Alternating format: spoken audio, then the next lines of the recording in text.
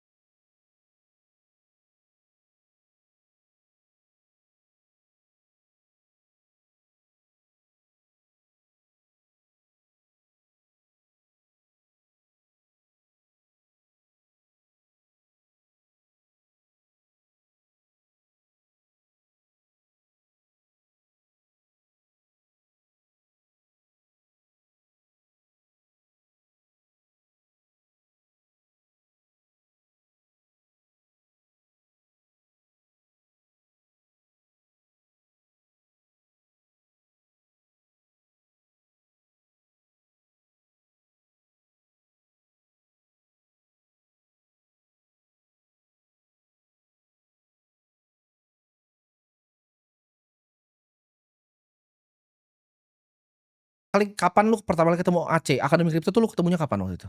Waktu itu tuh 2023 kayaknya Maret atau April gitu. Pas lagi ada video yang acara pertama kali di Senayan, yang Koko bahas tentang apa ya? Argentina peso. Oh iya. Yang awal banget launching, yang logo Aceh masih warna Oke, biru kan itu. 2 kali kan kita bikin di sana. Satu yang Nah. intensif yang kelas yang lu nanya-nanya sama yang satu Sebelumnya. lagi tuh yang Argentina peso. Iya, Oke. itu aku nonton YouTube-nya. Karena aku kan belum di sana kan. Iya. Jadi aku nonton YouTube-nya, aku mulai tertarik. Dan waktu itu emang aku udah ikutin Koko tuh dari 2022 akhir lah. Oke. Jadi emang udah ngikutin. Jadi ya udah aku ikutin terus nonton YouTube-nya sampai akhirnya yang video di Senayan itu juga aku udah tertarik. Cuman aku masih rada skeptis lah. Iya. Gitu. Sampai akhirnya ya ikutin lagi terus videonya sampai akhirnya ya udahlah I decided buat join waktu itu. Oke. Pertama kali lu di Aceh, lu kan belajar nih. Apa yang bikin lu paling tertarik gitu waktu itu? Awal modul sih, Oke. modulnya. Apa yang lu pelajarin waktu itu? Waktu itu ya pertama kan memang modulnya Koko dulu, yang Oke. awal yang background-nya kuning gitu aku Iya. ingat. Itu tuh aku benar-benar belajar ya fundamentalnya Bitcoin, ada Goldilocks season dan lain-lain tuh lengkap lah. Oke. Itu aku sampai catat ya itu walaupun sebenarnya kayak video 15-20 menit, tapi aku nonton tuh bisa sampai 2-3 jam. Jadi aku pause catat di buku. Pause lagi catat lagi. Lu tuh yang bawa itu kan, lu terus gue ingat lu tuh bawa kayak catatan kan waktu yang pas Catatan di sama acaranya kan. laptop. Lu nanya terus kan, Iya, nanya itu kan terus. kalian nyatet lah. Oke. Iya, Oke. kayak gitu. Jadi Itu dari modul pertama lu nonton bisa sampai 2 jam tuh. Jadi satu video tuh bisa 2 jam padahal cuma 20 menit kan sebenarnya. Oke. Gara-gara di pause, diulang-ulang. Oke. Gitu. Menarik ya. Jadi lu belajarnya benar-benar intensif ibaratnya. Iya, itu lumayan gila itu belajar. Nah, apa tantangan awal lu pas lu mulai trading nih? Apa nih tantangan? Kan waktu pertama kan itu ya bukan trading, ada tipu lah itu kan. Iya, Lu ke beda. saham juga. Iya. Berarti lu udah coba beberapa market tapi ternyata paling nyaman di kripto. Yes. Nah, lu apa sih tantangan awal-awal lu tuh pas belajar kripto tuh apa yang susah? Kendalin emosi sih. Karena emang pada dasarnya manusia kan emang makhluk yang emosional bisa dibilang. Iya. Trader tuh emang dibilang kata orang-orang tuh kayak orang aneh ya kan. Gak Oke. boleh ada emosi sekali, cuman bisa lihat ya angka, ya bener-bener angka, gak boleh lihat itu tuh uang. Di saat kita lihat itu uang ya kita bakal kena fear and greed-nya kan. Oke. Ya gitu. Jadi kontrolnya itu. lu nganggap market tuh kayak main game lah ibaratnya. Yes, tapi awal-awal kan gak gitu. Oke. Sebelum bener-bener ngerti, sebelum bener-bener paham, ya itu masih ya emosi naik turun. Jadi Itu yang paling susah. kalau ijo tuh lu Wah malah ya deg-degan. Kayak deg-degan. jadi kayak gambling sih. Oke. Kayak gitu awal-awal. Jadi spekulatif banget rasanya awal-awal. Iya. Ketika lu belajar hilangin emosinya, baru lu mulai bisa trading lebih stabil. Iya, belajarnya sih by learning by doing aja sih. Tapi bisa lebih enak sih udah gitu. Ada momen nggak di dalam perjalanan trading lu ini yang tiba-tiba ini gua tuh mulai ketemu stylenya, terus mulai bisa profit konsisten tuh kapan? Oke, jadi di awal-awal pas lagi Prof Kakak bikin banyak banget modul itu, Ya. aku benar-benar pelajarin semua. Sama aku catat juga semua. Semuanya berapa jam? Total lu nonton modul aja berapa jam? Wah, ratusan bahkan mungkin ribuan jam. Nggak tahu. Pokoknya Ratusan jam berarti, ribuan jam. lebih kayaknya. Oke. Itu sehari aku bisa spend like 6-8 jam. Itu pun belum dipotong jam sekolah. Dengan Aku kan jam 7 pengetahuan sekolah. yang Oh, lu masih sama SMA ya seperti waktu itu? pengetahuan yang Bapak miliki sekarang dalam hal investasi dan tabungan. Kayak apa yang harus langsung aku lakukan, no gimmick-gimmick langsung saat itu juga. Yang pertama-tama, kalau saya punya uang, balik lagi 17 tahun ya, saya pasti beli Bitcoin.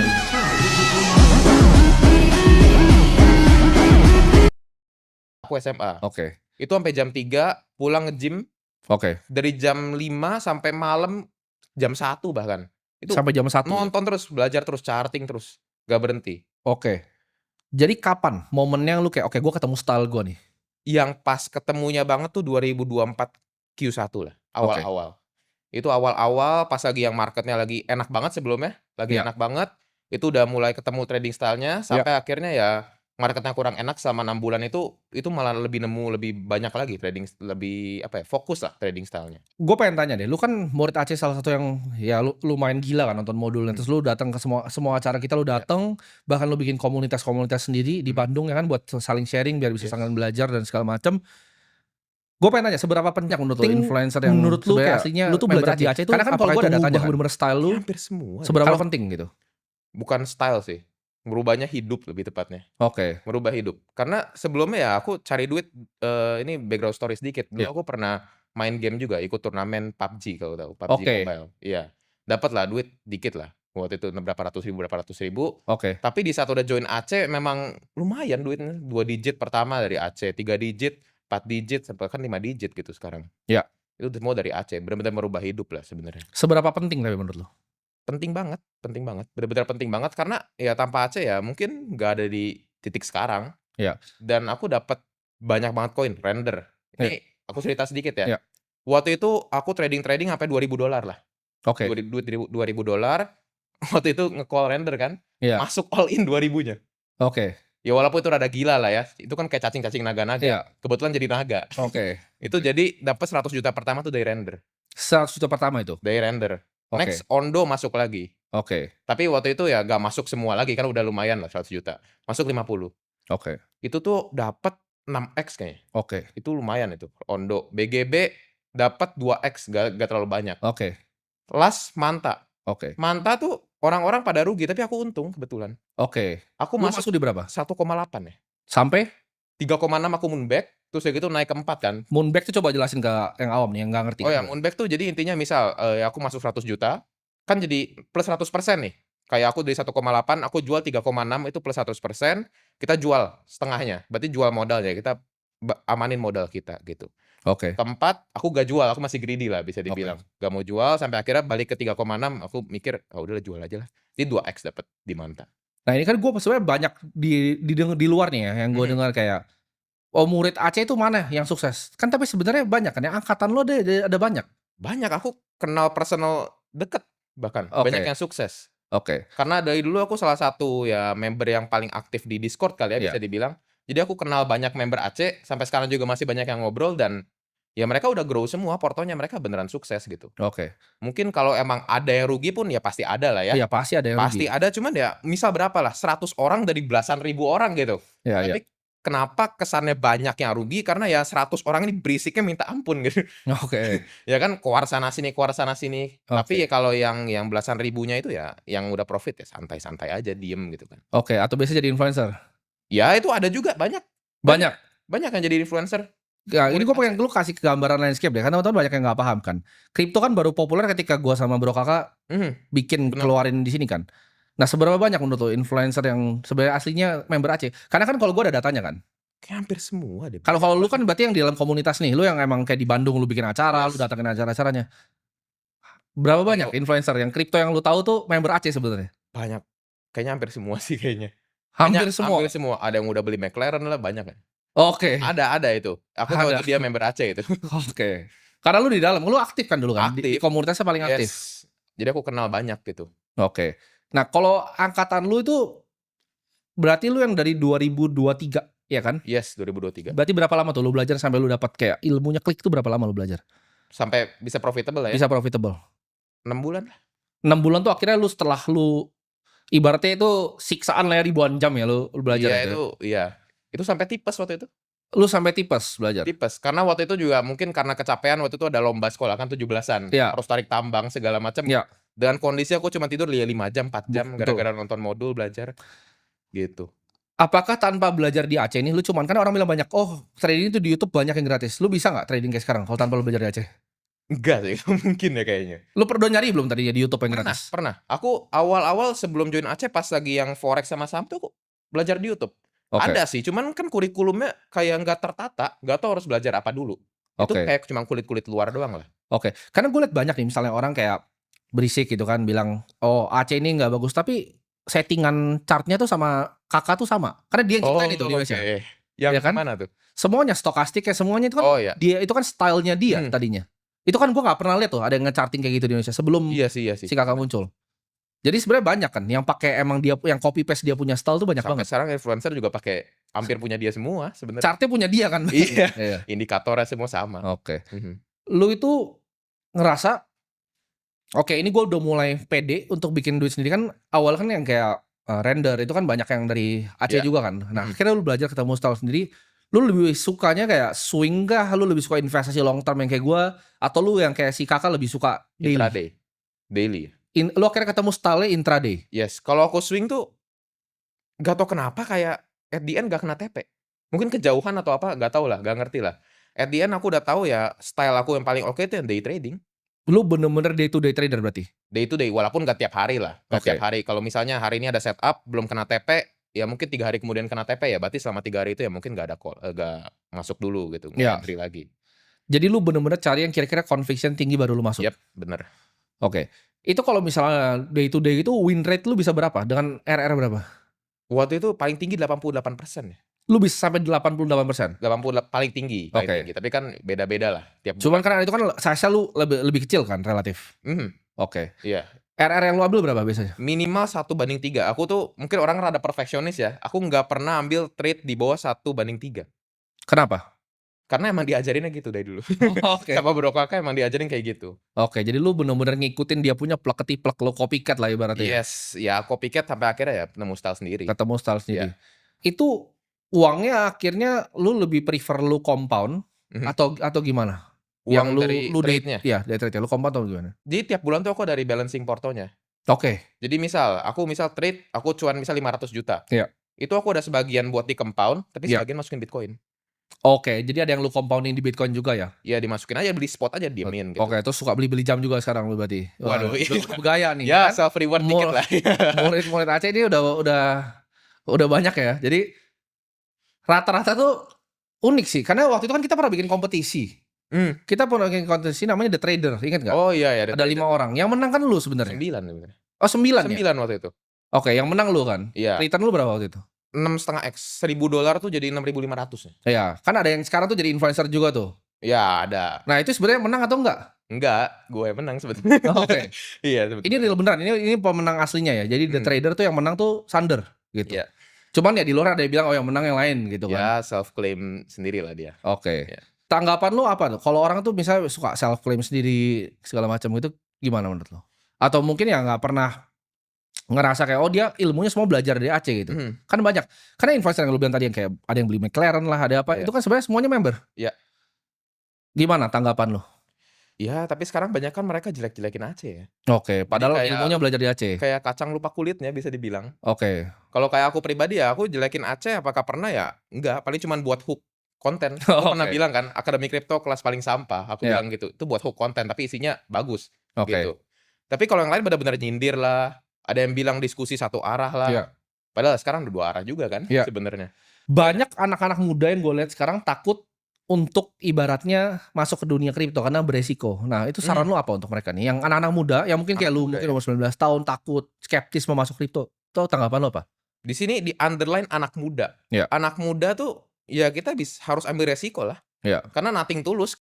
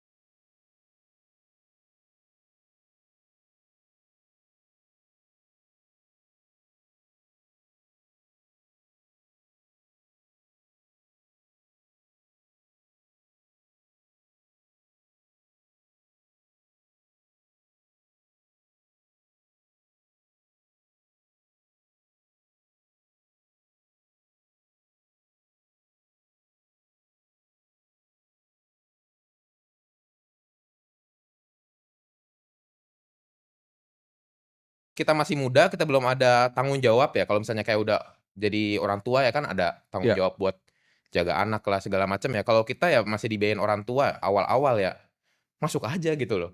Tapi ya jangan sampai ya kalian maksa, misal kalian punya uang pas-pasan atau orang tua kalian ya penghasilan pas-pasan ya kalian malah pinjol, itu kan gak wise juga kayak gitu. Iya, karena menurut gua anak muda tuh justru ada benefit ya dibanding orang yang mungkin seperti gua ya. Anak muda tuh nothing tulus ya kan. Lu kan nothing tulus. Bener. Ketika lu mama lu tuh pedagang di pasar, lu nothing tulus gitu loh. Yes. Either lu make it di sini atau lu nggak make it di sini gitu kan. Jadi justru itu kalau menurut gua ya itu sebagai benefit juga untuk anak-anak muda. Jadi menurut lu nggak apa-apa anak muda untuk coba mulai aja. Justru harus sih. Harus berani nyoba lah. Harus berani lah. Kalau bisa dibilang anak muda tuh. Work is a pain in the apps. My files are in this app. My chat's in this app. Projects in that app. Oh! Wow. You're really working your apps off, Daniel. Kalau lu bisa kasih saran ya ke diri lu yang mungkin awal trading sebelum lu kenal Aceh kan masih berantakan nih. Saran lu apa nih untuk Saran ya. anak-anak muda yang mungkin sampai sekarang tuh masih belum ketemu stylenya? Saran lu apa untuk anak-anak muda itu? Ya terus curious lah. Be curious. Belajar terus. Dengan ada rasa penasaran ya. Kalian bisa belajar terus dan akhirnya kalian pasti nemuin sendiri gitu kan. Kayak sekolah lah bisa dibilang. Kan diajarin ada geografi, sosiologi dan lain-lain yang sebenarnya kesannya kayak gak guna gitu. Tapi itu kan at the end bisa apa ya, bisa mengetahui lah. Kalian tuh bisa tahu ya passion kalian apa, bakat kalian di mana. Ya at the end ya kayak trading style kalian apa gitu kalau misalnya kalian udah belajar menyeluruh gitu. Apa artinya kebebasan finansial buat lu? Kan ibaratnya lu masuk ke dunia market lu pengen jadi orang kaya, ya kan? Sekarang ya bisa dibilang lu udah bisa konsisten gitu kan profit. Ya di atas rata-rata anak usia lu lah pastinya itu kan punya uang. Apa artinya buat lu? Lu kenapa lu mau jadi kaya? Arti kebebasan finansial tuh buat lu apa? Karena itu yang gue bikin. Jadi ketika gue lihat ada orang seperti lu, itu ngingetin gue ke diri gue sendiri gitu. Ketika gue dulu, gue bikin janji di mana gue tuh pengen semua orang bisa bebas finansial kan. Ketika gue ngeliat anak kayak lu kan dari ibaratnya bukan dari Jakarta lagi, dari luar. Iya. Datang ke sini, terus lu emang punya semangat yang lu pengen bisa ngubah hidup, lu pengen bisa ngubah hidup orang tua lu. Apa artinya buat lu kebebasan finansial? Kebebasan finansial yang penting bisa bermanfaat bagi orang sih. Karena aku juga terinspirasi dari Ko Timothy yang bagi beras lah tiap hari Jumat. Lu bagi beras tiap Jumat? Aku nggak tiap Jumat sih, aku Ya. tiap bulan. Oke. Tiap bulan rutin, tapi bulan ini belum karena kan lagi Oke. sibuk lah. Oke. Tapi bulan-bulan kemarin ya bertonton beras udah dibagiin. Oke. Soon mungkin sekolah kita ikut aja gitu, ikut. Oke, mau ikut nih anak ini. Iya. Iya. Songong nih sekarang ya. Sekarang kita gas nanti ya. Oke. Jadi gua ada lagi bangun satu lagi kan yang di Sumba. Oke. Ikut lo ya berarti ya. Ikut. Ikut. Yes. Ah nih. Lo ikut sumbang ya? Yes. Oke. Jadi dia mau ikut juga nanti untuk sekolah ya. Jadi gue tuh emang misinya sama. Karena gue pengen bikin yang kan dana abadi kan yang gue bikin. Ujungnya apa? Ya setelah misalnya gue jadi bilioner, gue capai apa yang gue mau ya pengen gue bagiin semua. Ya dan gue harap ya anak-anak yang lain, at least kalau belajar dari gue ya, gue mau ngikutin langkah yang sama. Karena kalau banyak orang kayak dia, itu menurut gue dunia itu akan sedikit lebih baik. Jadi, tapi mindsetnya dari mana? Mindset punya, oke gue pengen jadi bermanfaat untuk orang tuh dari mana? Mostly dari Koko sih. Karena emang salah satu figur yang benar-benar ngubah tuh ya Koko, bener. Oke. Bener-bener Target lu ke depan mau jadi apa? Lu kan udah punya berapa? Belasan M kali ya sekarang ya? Udah bergaya beli jam begini. 20 sih. Apa? 20 lah, 20 dikit, atas dikit lah. Tapi kan banyak yang ngaku-ngaku udah punya 20 M segala macam, bener gak tuh? Nah itu kurang tahu lah.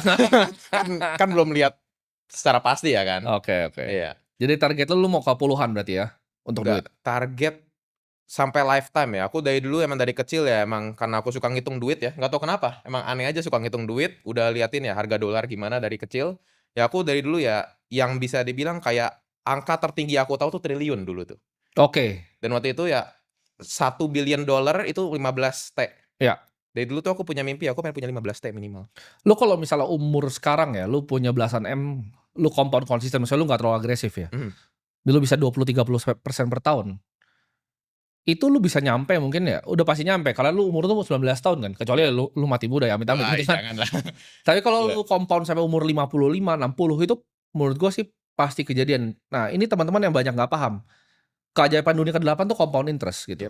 Jadi ketika kita di financial market, itu kita bisa compounding ya kan. Ketika lu bisa nanti naik ibaratnya sampai puluhan miliar, apalagi lu ntar lebih muda lagi kan, berarti lu umur 21 harusnya. Lu berapa sih umurnya? 19. Ini anak masih 19 tahun gitu kan, punya duit belasan miliar. Mungkin bisa nanti ketika lu udah ibaratnya umur 20, 21, asal 20-an miliar ya. Hmm. 22, 23, 24, 25, lu bisa ikut trajektori gue gitu. Di mana lu bisa compound capital lu, terus udah lu gak usah ngapa-ngapain, tinggal bener-bener fokus 100% di market aja. Oke. Nah mungkin ya, yang gue pesan sama lu adalah ketika lu berhasil punya uang, jangan jadi orang yang ibaratnya merasa tinggi, karena itu kesalahan yang gue bikin. Itu kesalahan yang gue bikin ketika gue di usia lu. Gue umur lu tuh punya karyawan hampir 100 waktu itu. Ini masih ada yang sampai 100 sampai sekarang nih, hebat nih Alfian nih Dan. Jadi kesalahan gue adalah uang gue naik nih, tapi ego gue juga naik. Nah gue gak pengen lu seperti itu. Jadi ketika uang lu naik, ego lu harus turun justru. Oke. Gitu. Ya. Karena gue liat udah ada nih yang murid-murid yang lain baru punya duit sedikit sebenarnya. Egonya udah bilang dia triliuner gitu kan, ngawur gitu. Oh iya. Iya. Tahu. Padahal yang menang trader lu, yang lebih jago sebenarnya lu gitu. Jadi keep kayak gini ya, keep being humble, sukses terus, dan ya gue harap lu bisa bikin banyak impact ke depannya. Ini udah janji bikin sekolah nih buat Agi. Thank you Sander. Oke, thank you kok. Jadi udah dapat apa aja di Google Play Points Booster Season? Oke, di sini kembali duduk lagi. Ini entah kenapa Devil Advocate ini banyak sekali crypto bros terkenal yang duduk di sini ya. Yang pemain dengan nama-nama besar ya, di media atau sosial media. Udah ada Kakak, terus pernah Timothy, terus si Ray. Terus siapa lagi ya crypto bros yang udah kesini ya? Ngomongin ini. Jejo. Dan sekarang kita sambut Suli, tepuk tangan dong teman-teman. Yang termuda. Berapa umur sekarang Sul? Sekarang 19. 19 tahun. Berapa duit di rekening? Rasa sekarang rekening. Sekarang. Nggak tahu ya, kalau rekening nggak tahu ya. Oh, oke. Kalau total liquid lah. Ya kayak kata media aja lah. 1 juta lah. 100 juta. 1 juta US dollar. 1 juta US dollar. Iya. Aman itu ya? Aman. Oke. Nggak mau disebut spesifiknya berapa gitu. Oke, Suli, gue udah beberapa kali ngeliat kontennya muncul, terus juga temen friend of my friend gitu, friend of mine gitu ya. Beberapa kali juga kita ketemu ulang tahun Ko Andrew ya. Ulang tahun Ko Andrew, iya. Iya, dari situ seru banget nih, 19 tahun udah jadi miliarder dan lain sebagainya. Nah, kenapa dari sejak kapan lu masuk ke market gitu? Dan apa yang membuat lu masuk ke market? Gue pengen tahu, bener-bener pengen tahu di umur segitu lu udah bisa kolek segini banyak gitu. Ya, pertama kali masuk market gara-gara COVID ya, di tahun 2020. Itu pertama kali masuknya ke saham. Jadi mama itu ajak investasi di BCA dulu. Nyokap yang ngajak? Iya. Duitnya pakai duit? Duit sendiri. Jadi dulu ada ngedesain post gitu, cari duit sendiri lah. Kayak gimana tuh? Dulu aku main game, dan di game itu jadi ada toko-toko. Jadi kayak misalnya Mobile Legends tuh ada tokonya, terusnya kita bisa desain-desainin lah. Mereka ada jualan diamond dan sebagainya gitu. Aku buat desainnya buat mereka. Terus aku nge-retain kayak 5 atau 6 toko dulu. Jadi mereka bayar ke aku setiap bulan. Duitnya itu aku simpen di rekening orang tua. Terusnya dicatat di buku, debit kredit gitu sama orang mama gitu. Pas uangnya udah 3 digit sama mama, jadi di buku tuh udah ratusan juta, udah 100 lah. Oh, dari hasil lu ngedesain produk untuk game ini? Ngedesain post ya, IG post gitu. Jadi kayak aku nge-manage account IG lah dulu. Iya. Udah 100 jutaan kurang lebih. Mama minta, oh ini duitnya jangan ditaruh di bank aja, ini diinvestasiin gitu. Kebetulan itu marketnya lagi crash di COVID 2020. Resesi. Jadi masuk ke BCA awalnya gitu sih. BBCA. Iya. Nah, dari situ jadi tertarik ya sama financial market ya, karena kayak ngeliatin P&L-nya itu wah hijau merah tuh seneng gitu. Dibukain akun sekuritas sama orang tua, jadi cobain ke market lain lah. Jadi dulu forex juga ada gitu, commodities kayak trading gold itu ada.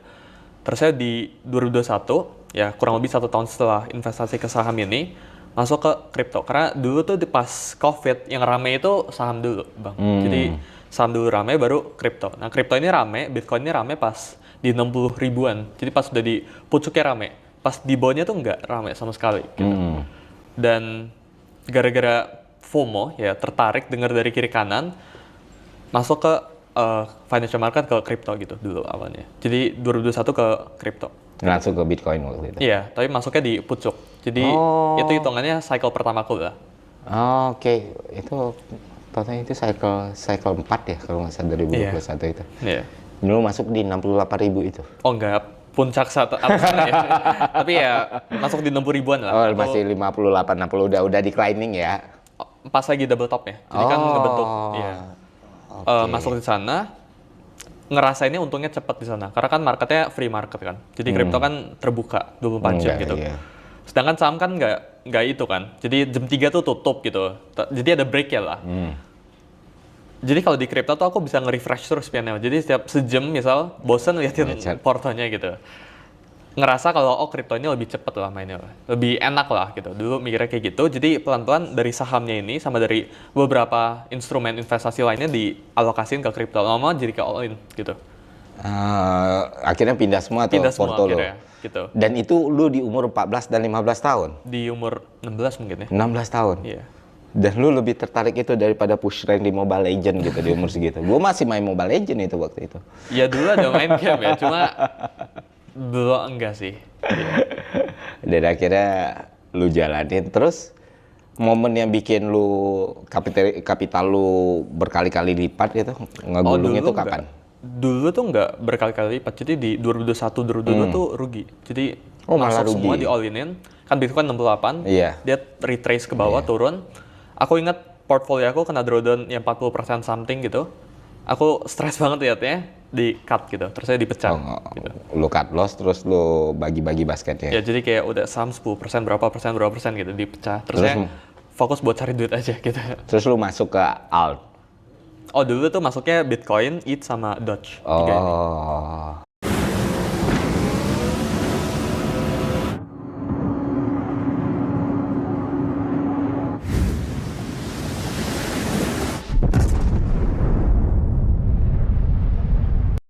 Gitu. Sekaligus tiga itu kenanya 40% lu cut, lu pisahin.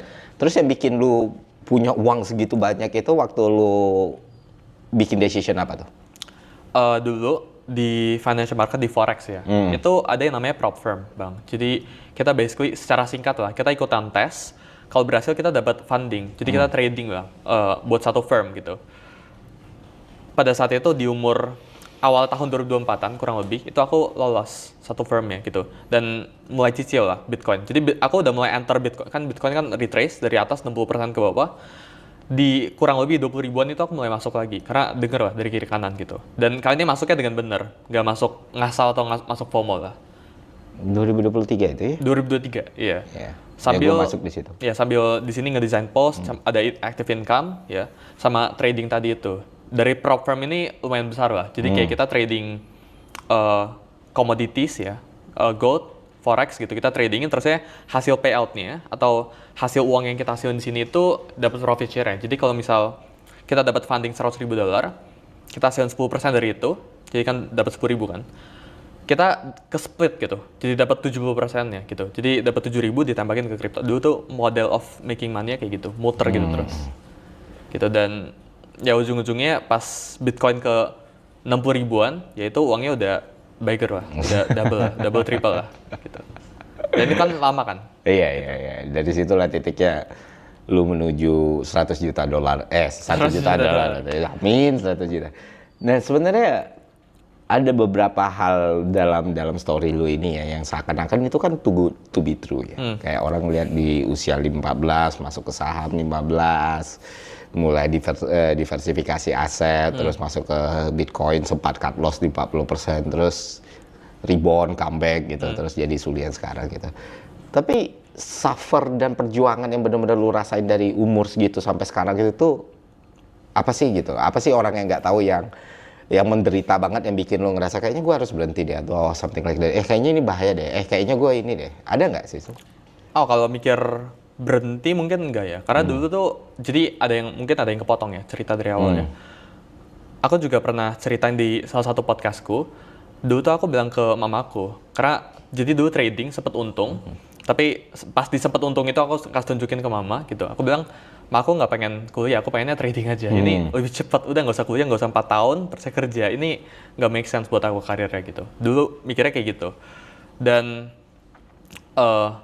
aku bilang duit dari kuliah ini, ya SPP-nya ini dipakai buat trading aja. Jadi dulu tuh sampai pinjem 47 juta buat trading gitu. Dan ujung-ujungnya ini kena margin call gitu. Jadi ya mungkin ya hal yang paling aku ingat itu ya dari sekian lama ya gitu. Tapi lu sendiri dengan pergaulan lu dilihat kayak alien gitu gak sih? Lu sendiri berteman gak sih dengan teman-teman lu? Lu nongkrong gak sih gitu? Oh nongkrong. Tetap nongkrong? Iya. Sambil merhatiin chart gitu? Ya kadang-kadang ya. Terus teman-teman lu gak kepo apa? Lu ngapain Sul terus cerita gitu? Oh mereka udah tahu sih, mereka ngikutin sih dari awal. Jadi teman-teman sekolah tuh dari awal ngeliatin. Jadi kalau misal di kelas lagi break, itu kan boleh buka laptop, aku bukanya chart gitu, bukanya YouTube, nontonin apa gitu. Dari dulu udah teman-teman sekolah udah liatin sih, udah jadi saksi sih. Terus mereka tertarik nyoba juga nggak? Ada beberapa yang tertarik sih, cuma yang bertahan lama itu belum ada. Tetap lu sendiri nih, berarti mereka ngikut lu, terus mereka coba, terus ya udah mereka ke bidang yang lain atau fokus dengan hal yang lain. Ya ada beberapa yang aku fasilitasin sih, kayak ya coba kasih duit, modalin dia buat trading, terus di profit split gitu bilangnya ke dia, atau kasih kelas-kelas, ikutin dia apa ya, kayak masukin dia ke beberapa kelas gitu, yang luar, yang dalam gitu. Tapi nggak ada yang tahan lama tuh nggak ada sih. Ya karena capek kan, energinya kan butuh banyak gitu. Terus ada nggak momen-momen di mana lu ngerasa kayak wah kayaknya kalau gue terusin gue bakal rugi besar ini gitu. Ada turnover momennya nggak di lu sendiri yang bikin lu belajar sesuatu gitu? Kalau diterusin rugi besar enggak ya? Tapi karena jadi alasannya dulu masuk ke financial market itu ada dua bang. Yang pertama tuh aku mikir kalau game ini bangkrut atau kalau toko-toko ini bangkrut, ya anggapannya gamenya tutup lah gitu. Dan game itu kan siklus kan, bisa naik turun gitu. Aku mikirnya kalau gamenya tutup atau gamenya redup, aku nggak bisa cari duit lagi dari situ. Jadi aku harus segera cari source of income yang baru. Dulu mikirnya kayak gitu. Itu yang pertama. Terus yang kedua tuh, aku rasa kalau financial market itu end game dari segalanya. Misal ya kita kerja atau kita buat bisnis, ujung-ujungnya duit dari kerja atau buat bisnis ini pasti ditaruh ke financial market, ujung-ujungnya gitu. Mau ke saham, deposito itu financial market gitu.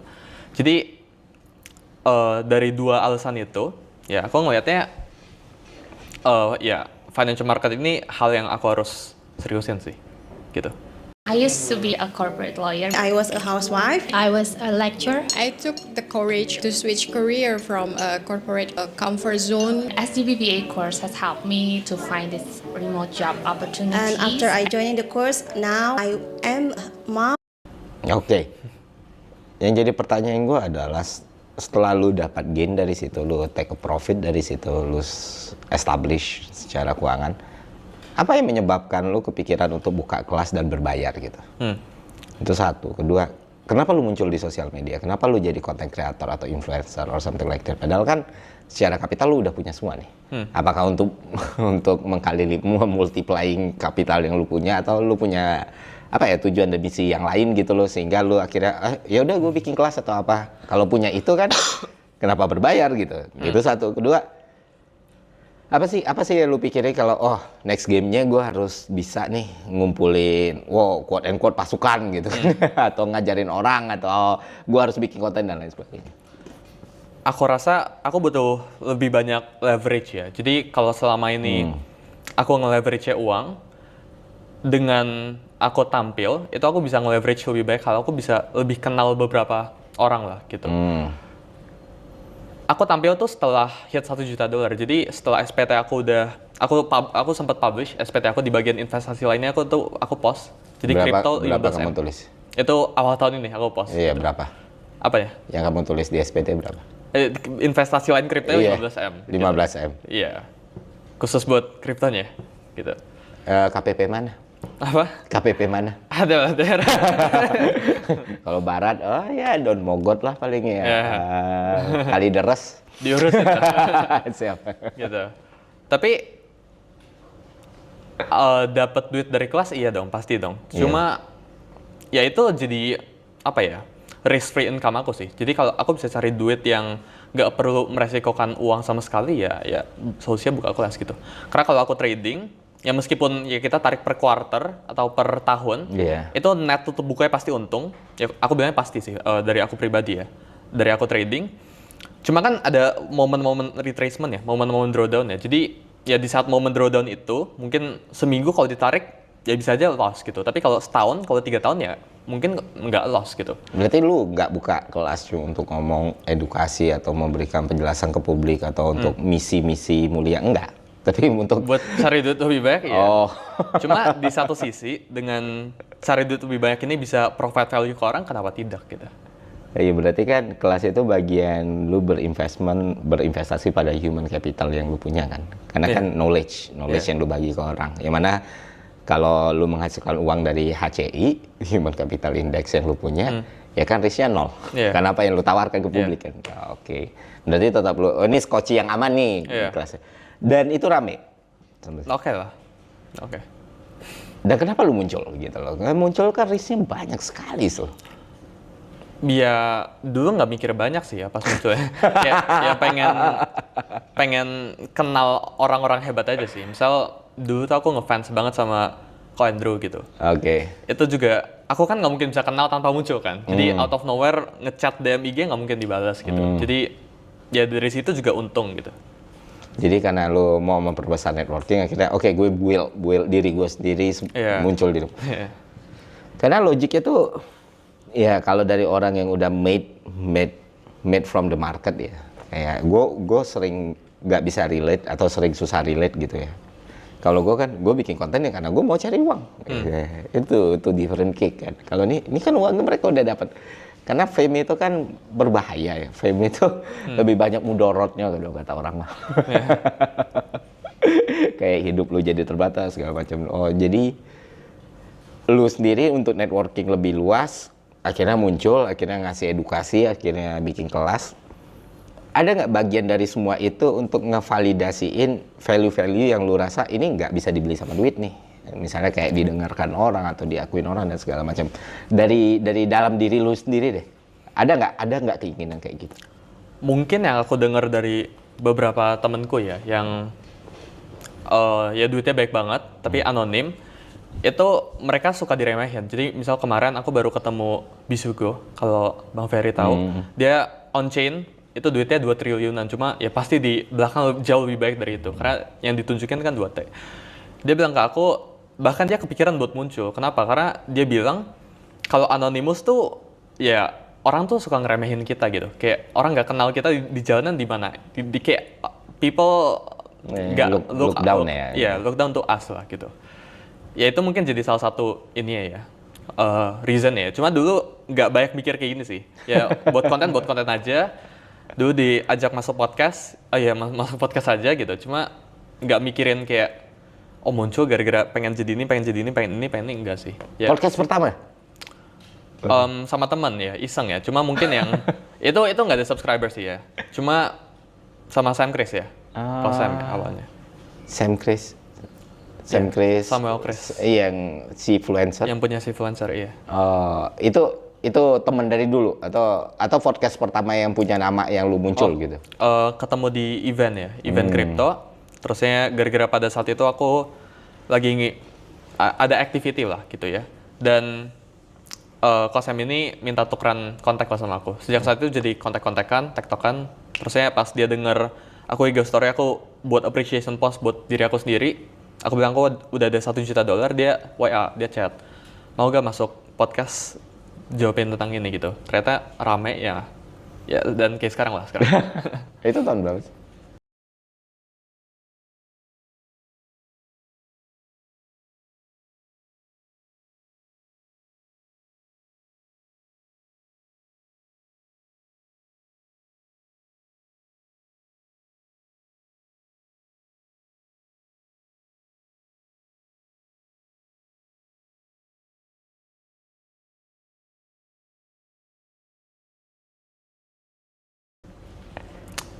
Kayaknya awal tahun ini ya. Oh, jadi lu tuh baru beredar itu cepet juga Sul ya? Sekarang, atau ya Desember 2024. Terus lu ngedevelop channel YouTube lu sendiri sekarang? Ada. Terus Instagram juga gitu? Iya ada. Berapa pertumbuhan follower dan engagement itu meningkat pesat tuh berarti dari tahun lalu? Oh iya, pasti dong. Tahun lalu tuh, awal tahun 2024 tuh under 10.000 followers sih. Jadi nggak difokusin bahkan 2024 tuh Ya udah. nggak pengen nge-grow aja tuh. Cuma ya belakangan ini aja mungkin ya. Kayak ya kalau ada yang bisa di-grow atau kalau ada yang bisa di take advantage ya kenapa enggak gitu. Ini kan something yang ya opportunity cost kan. Iyalah. Berapa pertumbuhannya sekarang? Apanya? Sekarang followernya kalau dulu. Per hari ini 500.000 ya IG. Wah, anjir. Gue nyari 500.000 tuh bertahun-tahun. Tapi kemarin Bang Ferry nambah 1 juta cepet banget. Nambah 2 juta. Nambah 2 juta cepet banget. 3,3 juta. Itu kalau dari data Social Blade per bulan September itu peringkat 10 dunia. Wow. Dengan engagement terbesar. Di bawah gue ada satu akun India, bawahnya Cristiano Ronaldo, bawahnya Taylor Swift. Wah. Gila. Tapi yang menuju 100.000 itu lama. Menuju 100.000, 500 itu lama. 500 ke 1 juta ya lumayan lah. 1 juta ke 1,4 waktu itu juga ya so-so lah. Cuma kemarin, dan itu kerasa perbedaan hidupnya Sul. Iya. Kayak gue ngerasa yang paling balance ya dinilai segitu 1 juta sampai 1,4. Sekarang itu kayak 1 juta sampai berapa? Iya waktu masih 1,4 juta gitu. Masih so-so lah, masih kayak nggak ada ngebebanin apapun. Gue masih ngerasain kehidupan gue tuh ya berubah sedikit lah. Kalau dulu tuh gue kan sering ngemper gitu ya, ngemper di Indomaret kayak di halte ngerokok ngapain, minum kopi Starling kayak gitu tuh nggak keganggu gue. Atau pergi kemana belanja. Kalau sekarang udah susah gitu. Pernah gue makan di Yoshinoya di sini, lagi makan gue disamperin security. Itu di depan lagi banyak yang minta foto tuh. Gitu. Gue kira banyak tuh kan, 2, 3. Waduh salah orang, dan gue lagi makan. Tapi ya nggak bisa gue tolak juga karena emang udah nazar di dalam diri gue waktu ya gue sempat cerita ini. Nazar dalam diri gue ketika gue punya idola pemain bola. Lu nonton bola nggak? Kurang ya, namanya Alessandro Del Piero lah. Untuk pemain lama gitu. Terus dia diwawancarai. Dia bilang, dia kan populer banget waktu itu. Dia selalu bilang, apapun kondisinya, kalau ada orang minta foto, dia pasti mau. Paling 10 detik, tapi itu bisa jadi experience Moment of lifetime. Iya, buat orang. Wah, ngena kan di gue yang kecil ini, dengar gue juga bakal kayak gini. Dan gue pasti gak terkenal sih, jadi ya sudah lah, tahunnya kayak gitu. Dan itu, makanya gue merasa, lebih enak kayak kemarin ya. Nah itu gue bilang tadi, fame itu punya risk yang sungguh besar sekali sebenarnya. Makanya kalau lu udah capai output dan outcome yang lu pengen, iya susah sih kalau kita ngeliat dari perspektif orang yang udah punya number kayak lu misalnya. Tapi kayak kalau orang yang emang baru mulai dari awal tuh pasti, ya kalau belum ada di situ pasti ini sesuatu yang harus dikejar gitu. Nah itu yang gue bilang tadi kenapa lu muncul. Nah pertanyaan gue dari semua rentetan ini, apa yang paling lu sesalin gitu? Apa yang pernah lu sesali yang lu lakuin dan you wish lu nggak lakuin waktu itu? In terms of apa ya? Apapun dalam kehidupan lu.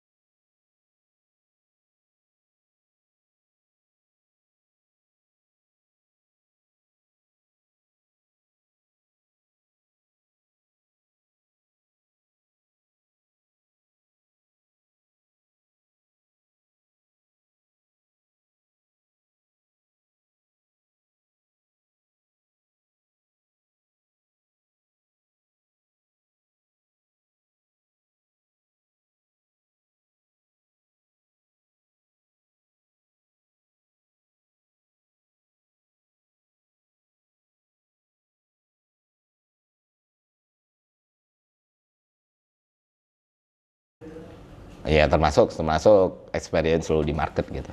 Atau ketika lu berinteraksi, atau ketika lu ngajak orang nyicil manta misalnya.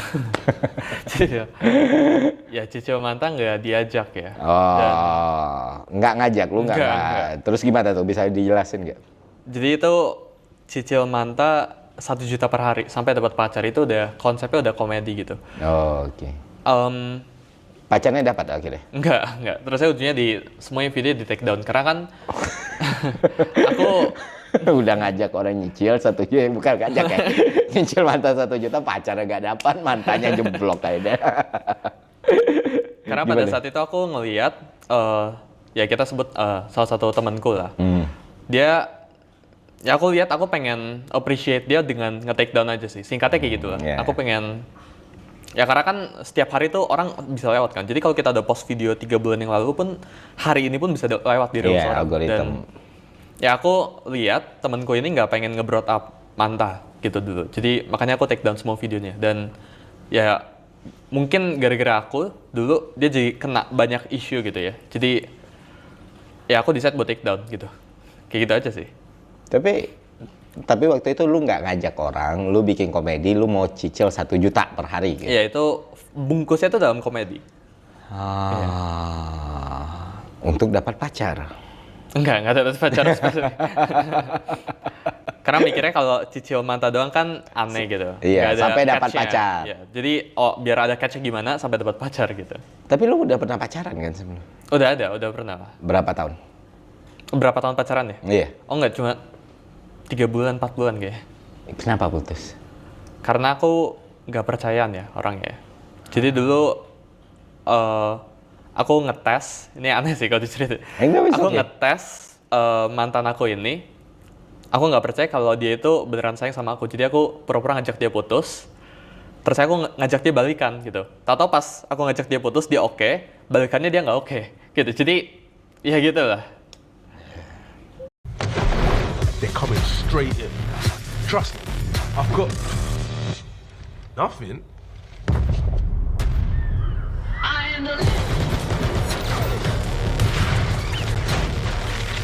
Right and back.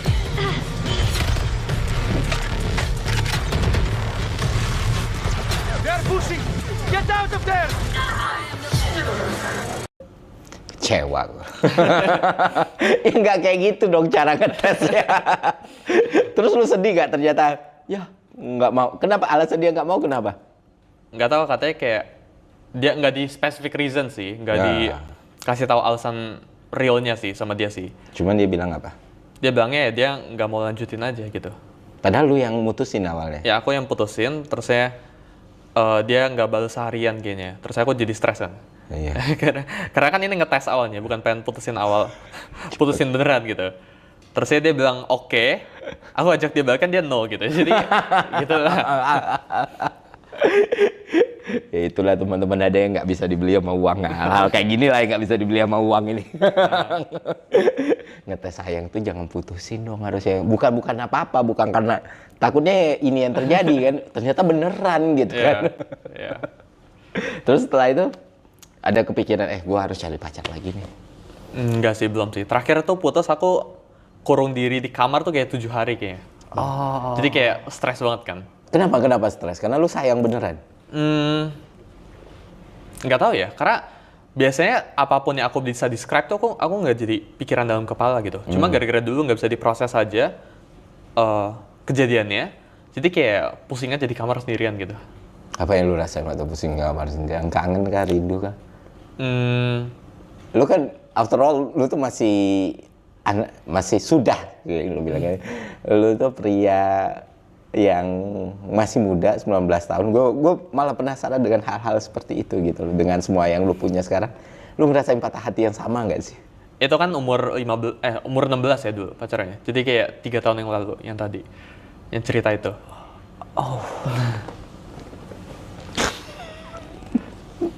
Jadi setelah 3 tahun tuh lu nggak pacaran lagi? Nggak ada. Belum kepikiran mau sih. Terus mantan lu pernah nge-reach out dulu lagi nggak? Kemarin gara-gara aku buka question box di IG, itu dia sempat tanya Karena kan aku baru post kayak tentang naik PJ sama Ko Andrew sama Dr. Richard ke Bali itu. Iya. Tiba-tiba di question box-nya isi, Apa? gimana cara ikutan naik PJ-nya kok gitu. Kurang lebih kayak gitu lah. Terus jawab gimana? Oh nggak jawab, ya. Aku lihat aja ada question-nya dari dia tuh aku lihat aja gitu. Tapi lu pengen balikan nggak sama dia? Enggak ya, buat apa ya? Kan lah sayang 7 hari ngulung. Nggak, maksudnya kayak udah ngerasain pain-nya, Oh. terus saya disuruh balik gitu kayak buat apa gitu. Berarti lu mencari yang lain lah yang emang bisa lebih cocok gitu. Mencari yang lain. Ya. Masih anak muda ya, masih anak muda. Tapi benar, kayak gue tuh penasaran dari pertama gue ngeliat lu, nih anak masih main game gak ya, masih have fun gak ya, masih ngerasain percintaan dan lain sebagainya. Dan ternyata apa yang lu pernah ngerasa nggak lu berbeda dengan teman-teman di sekeliling lu, atau lu diperlakukan beda gitu? Kalau sama temen terdekat tuh enggak ya. Sekarang tuh kayak dari dulu, bahkan dari sejak mereka ngelihat aku yang mainan laptop itu di sendirian di sekolah gitu, atau yang ngelihat aku beda sendiri dulu di sekolah tuh, treatment setiap kali ketemu atau setiap kali hangout tuh sama aja sih. Tetap patungan gitu. Tetap ya kemana-mana discuss bareng-bareng, nggak ada yang lebih otoriter gitu. Tetap patungan. Tetap patungan. Anda tidak tahu diri sekali, Suli.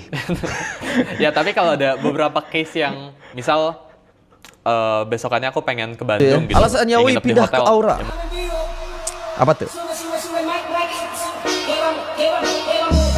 Apa tuh? Flora Zipora, aduh. Ya. Alasannya Wi pindah ke Aura.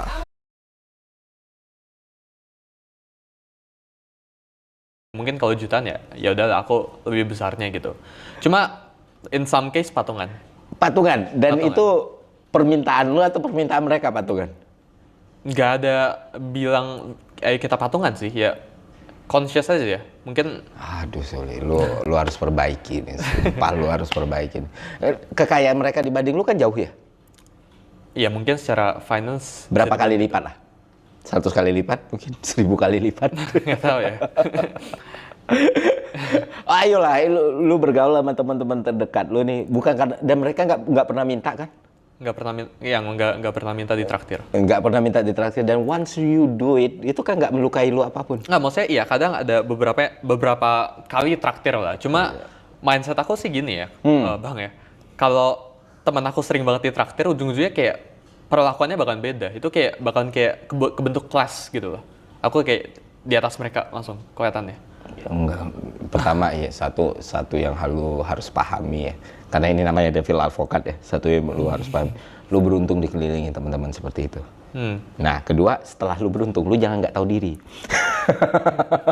Karena nggak banyak circle pertemanan yang emang nemanin lu dari bawah, bahkan menghargai lu, mengapresiasi lu seperti ini. Sometimes untuk ngejaga mereka tetap kayak gitu, lu apresiasi balik. Kayak gitulah pertemanan. Once lu lebih dari punya sesuatu yang lebih, ya udah. Dan itu bisa jadi sesuatu yang sama sekali nggak ngelukain lu nih, atau ngegores lu nih. Itu bisa jadi something yang bernilai banget buat mereka dulu. Itu pengalaman hidup gue 35 tahun ya berteman ya. Gue justru bakal lebih loyal ke teman gue yang kayak temen lu ini gitu. Kalau emang bisa dibantu tanpa harus membuat mereka di posisi rendah. Jadi itu tuh hal yang mahal banget mahal banget karena lu nggak pernah tahu. Kita nggak pernah tahu lah hidup bisa up and down kan. Tapi mereka udah ada di zaman lu susah, di zaman lu senang. Ya nggak apa-apa, justru bentuk menghargai apa yang udah mereka lakukan ya seperti itu. Tapi keren juga temen lu malah patungan ya, lu appreciate sih. Terus kenapa lu masih kuliah? Kan tadi lu ceritakan kayaknya lu nggak perlu kuliah. Apa yang menyebabkan lu berubah pikiran? Beberapa anak yang quote and quote teman-teman gue yang usianya jauh lebih muda dan gue ngerasa dia punya kognitif yang luar biasa sekali kayak Timothy ataupun Agung Hapsah kan dua-duanya memilih untuk tidak kuliah gitu. Dan alasannya ini all make sense, tapi nggak semua orang Timothy dan Agung Hapsah gitu kan. Karena Agung nggak kuliah, Timothy dan nggak kuliah, dan mereka made it karena mereka build different lah. Nah, gue ngerasa lu itu in the same league lah di usia yang sama gitu.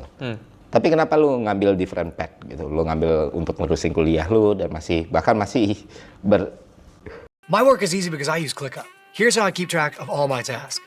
I start by brain dumping everything I need to get done in a list view. Next, I set a priority and a due date to keep things on track. I create custom statuses to organize my progress exactly how I want. I like to add the action items field so AI can show me the next steps. I add my teammates as watchers so they're in the loop. ClickUp makes work easy, from personal projects to running a multi-billion-dollar company. Click the link below to create your workspace for free.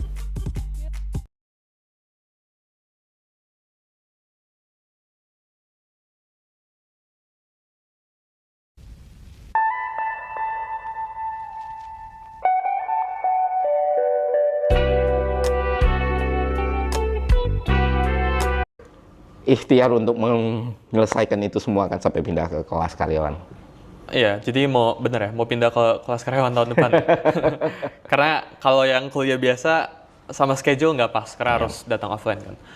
Awalnya tuh, jadi tahun lalu aku udah lulus sekolah bang, jadi aku ngambil gap year setahun tuh nggak kuliah. Dan tahun lalu emang kepikirannya buat nggak kuliah. Cuma setelah, ya aku jawaban singkatnya aku pengen experience ya. Dan setelah aku ngalamin, ya, yang aku lihat perbedaan orang yang kuliah sama enggak, ini bukan negatif ya, tapi orang yang kuliah itu punya tingkat tolerance level yang lebih tinggi. Jadi mereka tuh lebih bisa maklumin orang tuh lebih gampang gitu. Dari situ, terusnya experience jadi mahasiswa tuh nggak bisa 5 tahun lagi, tapi sekarang bisanya. Jadi dari situ sih, ya sama mungkin emang ya belakang ini aku dari kemarin bilangnya sih nggak mau kuliah, cuma gara-gara ada Ko Andrew tuh bilangnya ayo kuliah, terus saya dibilangnya kebetulan UPH tuh ada AI namanya, jurusan AI, disuruh langsung daftar, aku langsung daftar, jadi nggak banyak mikir juga sih. Dan lu menikmati proses kuliah itu selama ini? Iya, belajar lah, baik belajar lah. Bukan belajar pelajaran ya. Tapi ketemu teman-teman, Iya. Dan lu masih ngerjain tugas-tugas kelompok gitu, masih bikin presentasi dari Canva gitu? Beberapa minggu belakang iya, kayak gitu. Cuma ya ini kan mau pindah kan, kelas karyawan kan. Jadi kayaknya udah mulai di stop nih semuanya. Tapi waktu lu masuk itu ada gak teman-teman kuliah lu yang notice lu, ini Suli yang punya kelas, yang punya koin sebanyak ini atau apa gitu? Atau mereka memperlakukan lu ya udah sama aja? Justru sama teman yang dulu di sekolah itu treatmentnya sama ya dari dulu sama ini. Tapi kalau ini kayak lumayan dapat special treatment lah dari luar sana lah. Dari teman-teman UPH tuh dapat. Bahkan dosennya tuh kayak ada nge-offer gitu loh. Kayak lu buatin gua research paper, nanti gua lulusin, ada yang buat kayak gitu lah. Oh iya? Iya. Jadi tapi aku nggak lanjutin ya, dan ujung-ujungnya ya kelas karyawan gitu tahun depan. Kelas karyawan ya, tapi experience tadi bisa hilang dong ya, karena kalau nggak growth sama. Kalau gue sih setuju ya sama Mas Andrew ya, kayak bukan perbedaan sih. Kalau dulu gue ngomong ke Timothy tuh pernah diskusi, ke Timothy, ke Raymond juga gue bilang, iya di level kalian, gue ngomong ke Timothy waktu itu, ya, di level lu emang lu nggak butuh kuliah sih, secara edukasi lu emang nggak butuh kuliah, lu udah secerdas ini, sepintar ini, mental lu ada, nyali lu nggak butuh kuliah. Tapi satu pak, dulu enak kalau ditanya orang lulusan mana, gue bilang cuma itu doang gitu. Ya aku pernah kepikiran kalau misal aku pacaran, nanti ke rumah orang tuanya, kamu apa jurusan apa, ditanya kayak gitu kan. Itu sering banget, itu question yang ya 99% ditanya gitu. Terus masa aku jawabnya aku nggak kuliah om gitu, kayak aku in order to say that aku perlu jadi sukses banget yang sampai orang tua pun udah tahu dan bisa maklumin aku nggak kuliah gitu. Jadi ya image-nya juga lebih baik kalau kuliah sih. Dan itu tuh mahal loh, kayak kadang tuh ya kita berada di society dan masyarakat seperti ini kan, secara realistis ya kita lihat emang itu ngaruh gitu. Cuman ya selalu ada manusia-manusia eksepsional ya. Kayak gue kalau nggak kuliah juga nggak jadi apa-apa gue. Ya jadi OP Watet balik lagi. Nah so, ada beberapa hal ya kayak bang diperhatiin ya, masalah kayak lu 14 tahun main game Growtopia dan ada yang ngegoreng kalau lu ternyata ininya judol gitu. Lu bisa clarify atau enggak? Ya jadi kan Growtopia itu game ya bang, itu MMO 2D sandbox lah kurang lebih. Kita bisa cari currency di sana, namanya Diamond Lock. Jadi kita bisa farming atau trading atau apapun di sana, kayak dunia nyata basically, tapi ada currency-nya. Dan gamenya itu ngelarang buat in-app purchase. Jadi kayak ngelarang buat kita jual beli ke sesama orang. Kita kalau pengen top up tuh harus top upnya dalam game gitu. Dan di dalam gamenya kebetulan ada kasino lah gitu. Dan dulu tuh aku jadi salah satu community manajernya. Aku ngedesainin postnya dan sempat buatin reels di sana gitu. Orang yang kasino di sana itu nggak pakai judul real life pakai rupiah tuh enggak. Mereka pakai currency dalam gamenya gitu. Dan ke frame-nya seakan-akan aku buat judul lah, gitu lah. Tapi kenapa orang bisa tahu? Emang itu direkam atau kayak gimana gitu? Ya karena kan dulu aku content creator kan di Growtopia. Dan ya cukup ada lah orang beberapa yang ngikutin dari dulu tuh ada sampai sekarang gitu. Dan itu yang akhirnya di framing kayak gitu? Ya di frame-nya aku punya judul atau ya promosiin judul lah. Gitu. Terus lu ngerespon hal-hal kayak gitu gimana? Misalnya serangan-serangan di internet di usia lu sekarang. Ya jujur, gue hampir 2 kali lipat usia lu aja tuh pasti keganggu loh gitu loh. Nah lu sendiri secara mentalitas seperti apa ngelihat, apalagi waktu Zero Sum Game itu ya, gue sering ngeliat anak ini kena serang gitu, kasihan lu. Nah itu tuh sempat down dah lu ngerasain kayak gitu. Misalnya lu difitnah ngelakuin sesuatu yang nggak lu pernah lakuin terus di framing kayak gitu. Ya mungkin kalau dari dulu ya, kalau beberapa bulan yang lalu ya, karena kan jadi aku udah jadi content creator emang udah dari dulu, udah pernah ngerasain kena hate udah 4 tahun, 3 tahun yang lalu. Jadi mungkin sekarang ya selama itu nggak parah-parah banget, ya aku ada framework berpikirnya sih kalau kena hate sih ya. Jadi kalau ada hate yang muncul, lihat dulu ini bener atau enggak, ya kalau bener evaluasiin gitu. Tapi kalau enggak ya simply ignore aja sih selama itu nggak melewati batas atau selama itu nggak offensive atau terlalu menyerang ya gitu. Dan terlalu mengganggu tuh aman-aman aja sih. Jadi nggak terlalu banyak dipikirin sih Bang. Kalau ada nggak ya pernah terlalu mengganggu buat lo? Sampai lu ngerasa ini ya harus ada follow up action nih gitu? Mungkin sekarang enggak ya. Dulu-dulu? Ya dari dulu belum ya. Jadi mungkin sampai sekarang belum ada ya. Gue simulasikan kayak gini deh. Misalnya lu kena... Oh sorry, aku potong. Dulu ada pernah satu orang datengin rumahku buat belajar trading. Aku nggak tahu dia tahu rumahku dari mana. Gitu. Itu mengganggu sih dari situ sih. Cuma itu bukan hate ya. Tapi sempat ada ya gara-gara fame, orang jadi datengin ke rumah aku terus saya minta belajar trading gitu tanpa aku tahu sama sekali orangnya siapa. Itu pernah. Pernah. Dan itu udah mengganggu buat lo? Itu mengganggu. Oke, tapi selama ini di media sosial belum ada yang cukup buat bikin seorang Suli itu nggak tidur atau stres atau apa? Aman sih, nggak ada sih.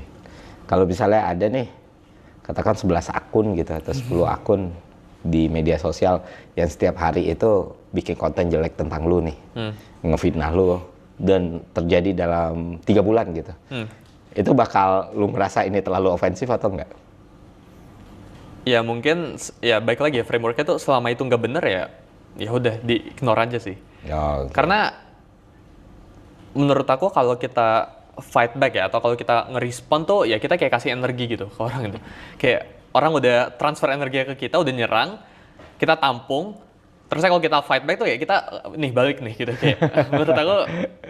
Iya lu cuma bikin bolanya tambah bergulir aja. Jadi lu bakal terima aja, udahlah ignore aja gitu. Dan itu bukan something yang bisa diinin kan. Kayak ketika kita ya bahkan gak usah fame deh. Ketika kita berkarya atau dimanapun itu, ya pasti ada aja orang yang gak suka sama kita sih. Itu udah, kita nggak bisa 100% gitu. Kayak people happy on us tuh nggak gitu, nggak mungkin. Dan ya dengan mungkin ya pemikiran itu ya atau framework itu ya udah notice aja kalau orang nggak suka. Yang penting lebih banyak orang yang merasakan manfaatnya dari aku atau merasakan ya happy sama aku daripada orang yang nggak suka sama aku gitu sih. Nah, yang menarik kan berarti in the long time ya, in the long run, lu kan masih punya banyak banget waktu nih. Kedepannya lu pikirin apakah tetap melakukan apa yang lu lakuin sekarang, tapi lu punya cita-cita atau impian Suli di masa depan itu seperti apa gitu? Kalau bikin hedge fund mungkin atau something like that? Ya kalau kayak hedge fund atau fund gitu kan itu simply tinggal kemasin aja kan apa yang aku punya. Mungkin buat beberapa tahun ke depan ya nggak ada yang spesifik goal ya gitu. Cuma sekarang tuh palingan pengen fokus ke community sama yang nge-grow diri aku aja sih. Jadi belum ada ya mungkin lebih tepatnya spesifik goal yang aku rasa aku harus incer. Karena menurutku orang yang set goals itu klise itu pedang bermata dua. Kayak ya kalau kita targetin sesuatu, misal aku targetin ini awal tahun 2026, aku targetin di akhir tahun aku pengen reach 100 contohnya.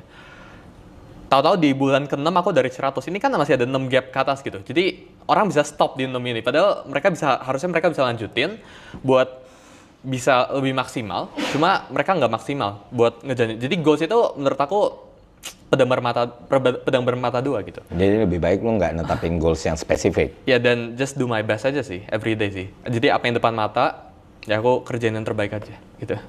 Nggak ada cita-cita untuk punya lower khusus, misalnya Suli, pemilik visi A gitu atau apa? Mungkin sekarang belum ya.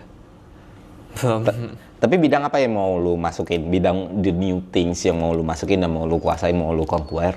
Oh sekarang sih ya purely finance and investment ya. Ini udah jadi forte-nya aku lah.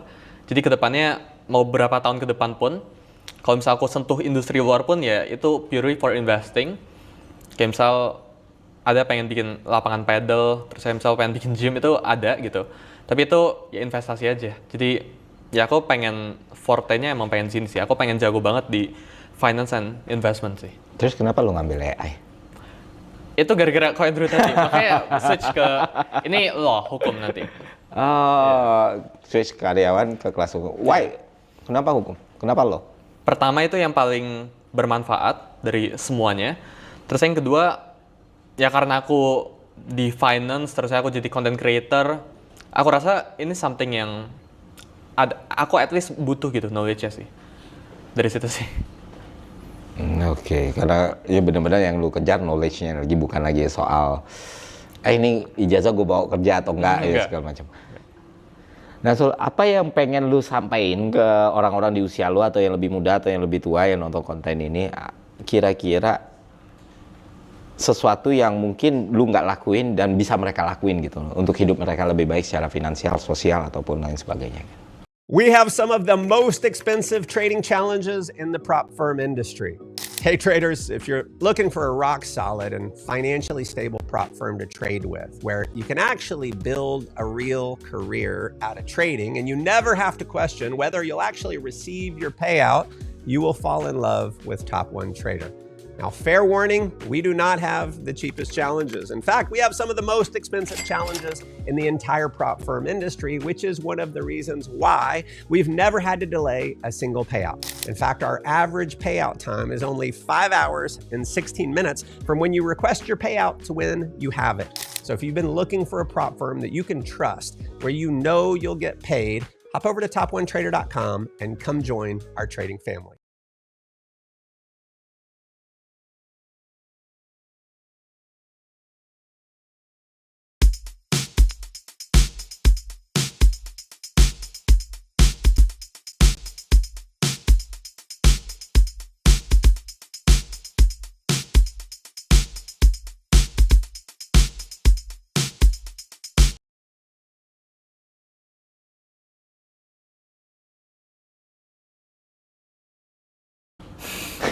Ya mungkin dari sini ya, dari mulai aja dulu ya. Apa yang aku pikirin ya. Karena most people atau misal di generasi aku sekarang itu kebanyakan mikir sih. Mereka kebanyakan mikir oh bakalan gagal, bakalan diomongin orang dan sebagainya. Jadi mereka nggak mulai aja dulu. Jadi menurut aku ya simply buat generasi aku, misal mereka pengen mulai apapun itu, mulai cari duit, mulai apa, yang penting mulai aja gitu. The first step aja sih. Ya. Yang penting selalu mulai first step. Iya. Kalau mereka mulai tanpa perhitungan yang jelas,